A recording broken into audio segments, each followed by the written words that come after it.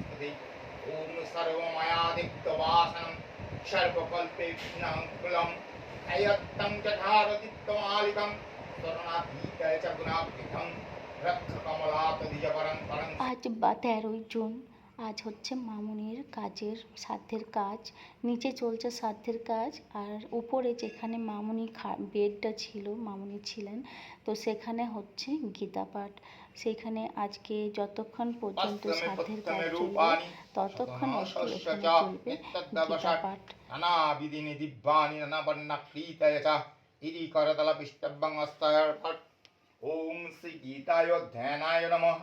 ওম পার্থায় প্রতি তেজসে জগত সৌবিত্রে সূচয়ে কর্ম দায়িনে ইদ শ্রী বিষ্ণু দৈবতং যথাসন্ন ভোজ্য সহিত জল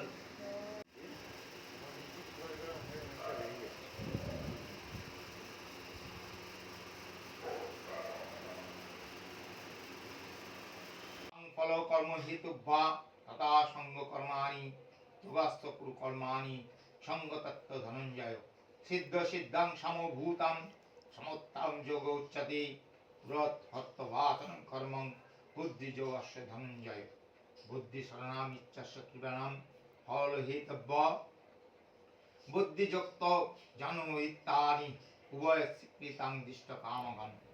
তোমাদের বলেছিলাম গ্যারেজে হচ্ছে সাধ্যের কাজ, উপর আর নিচ করে আমি মোটামুটি এইভাবে চলছে, কারণ লোকজন আসছে, তাদেরকে ওখানে উপরে মিষ্টি জলের ব্যবস্থা করতে হচ্ছে, আর খাবারেরও আয়োজন আছে।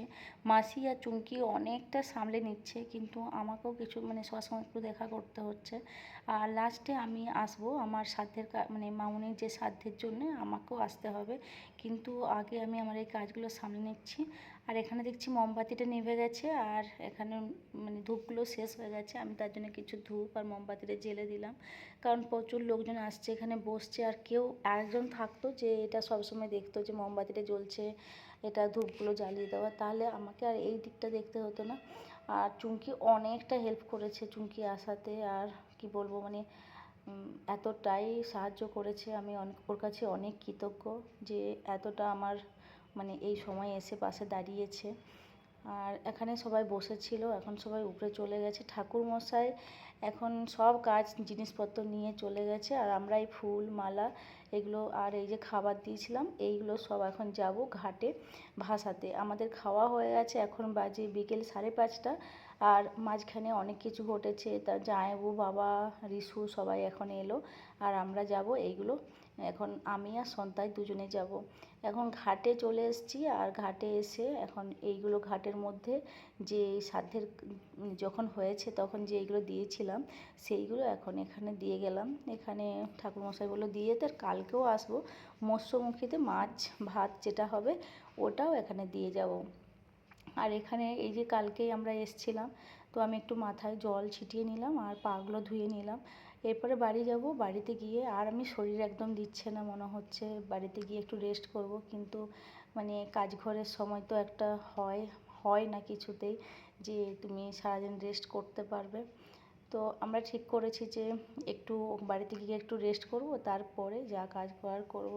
তবে আমাদের একটা তো 2 বছর আগেই মামুনির যেটা ব্রেন স্ট্রোকটা হয়ে গেছিলো, তারপরে আমরা অনেকটাই নিজেদেরকে সামলে নিয়েছি। এখন এই ঘটনা হওয়ার পরে আরেকটা যেটা চিন্তা ছিল যে ঘরটা কীভাবে, পুরো কাজটা কীভাবে সামালবো, কীভাবে সব হবে না হবে, কিন্তু সব কিছু কাপড় কেনাকাটা সব কিছুই মোটামুটি আমাদের কাজ, আজকে সাধ্যের যে কাজটা হলো অনেকটা শান্তি লাগছে যে পুরো কাজটা খুব ভালোভাবে আমরা সম্পূর্ণ করতে পেরেছি। আর আরেকটা ভয় পাচ্ছিলাম যদি বৃষ্টি হয়, যেহেতু আমাদের গ্যারেজের ওখানেই হচ্ছে সাধ্যের কাজ, তাহলে কীভাবে কী হবে। তো ঠাকুরের কৃপায়, মামুনের কৃপায় আমাদের বৃষ্টিও হয়নি, খুব ভালোভাবে আমরা কাজটা সম্পূর্ণ করতে পেরেছি। এখন সন্ধ্যে 6টা 6:30 প্রায় বেজে গেছে। জামাইবাবুরা এলো, যে দেখি যে ওরা কি করছে না করছে। শরীরটা একদমই দিচ্ছে না, যেহেতু এতদিন উপোস করে থাকার একটা ব্যাপার, ফল আর হবিষ্যি খেয়ে খেয়ে, তো আজকের দিনটা পেরিয়ে গেলে কালকের দিন থেকে আশা করছি একটু ঠিক হবে। আর মুখের ওখানে কি ঘা হয়ে গেছে, মুখটা বুঝতে পারছি না, হয়তো এতদিন হলুদ বা এইসব না খেয়ে হতে পারে এই টাইমে, আমি ঠিক এটাতে জানতাম না।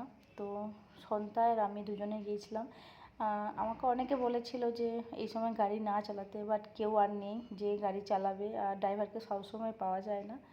তো এখন চলে এলাম বাড়ি।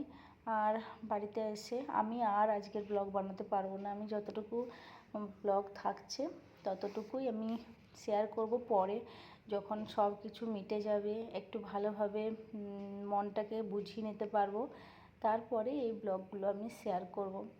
এখন রাত হয়ে গেছে, আরিয়ানকে খুঁজতে এসেছি নিচে। আরিয়ান পুরো মুখ টুক ফাটিয়ে রক্তময় করেছে।